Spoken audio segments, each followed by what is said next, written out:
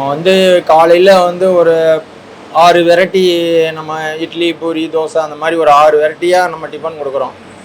ஏன்னா வர்ற கஸ்டமர் என்ன கேட்குறாங்களோ அவங்களுக்கு தகுந்த மாதிரி அவங்கள சஜஸ்ட் பண்ணுறதுக்காண்டி தான் நம்ம ஹோட்டல் வச்சுருக்கோம். அதனால தான் ஹோட்டலுக்கு வர்றாங்க.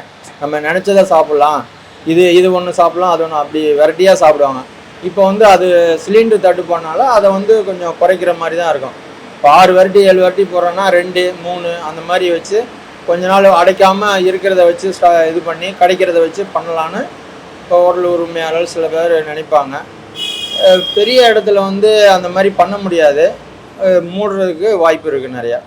அதுக்கு உண்டான ஏற்பாடுகளை 2 அரசும் சேர்ந்து ஏதோ பண்ணால் நல்லாயிருக்கும். இதனால உங்கள் வியாபாரம் வந்து கெட்டுறதுக்கு நிறைய வாய்ப்பு நிறைய எல்லாருக்குமே. இப்போ ஓனர்ஸும் வாடகை கொடுக்கணும், கரண்ட் பில் கட்டணும். வியாபாரம் பண்ணாமல் ஐட்டம் செய்யாமல் எப்படி இது பண்ண முடியும்? பாதிப்பு தான். இப்போ நாங்கள் ஓனர்ஸ் வந்து வாடகை கொடுக்குறோம்னா அவங்க ஓனர் கடை வாடகைக்கு விட்டவங்க அவங்களுக்கும் பாதிப்பு தான்.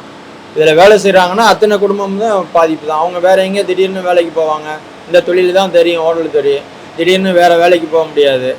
அதனால் எல்லாருக்கும் பாதிப்பு தான். இப்போ சிலிண்டர் நீங்கள் பேக்கப் எடுத்து வச்சுருக்கீங்களா? இல்லை அப்படிலாம் இல்லை, அப்படிலாம் எடுத்து வைக்க முடியாது. ஏன்னா வந்து ஒரு சிலிண்டர் வந்து 2000 2500 வருது.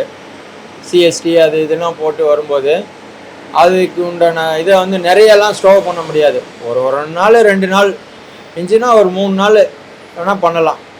இதுக்கு உள்ளே தான் ஸ்டாக் வச்சுருப்பாங்க. இதுக்கு மேலே எல்லாம் பண்ண முடியாது. அது அன்னாடு. அப்புறம் ரெண்டாவது வந்து மாதம் இது வந்து ரேட்டு டிஃபரன்ஸ் வரும். அதனால் வந்து நிறையெல்லாம் ஸ்டாக் பண்ண முடியாது. அன்னாடு தேவை 3 நாள் தேவைக்கு உள்ளதை வாங்கி வச்சுக்கோம், அவ்வளோதான்.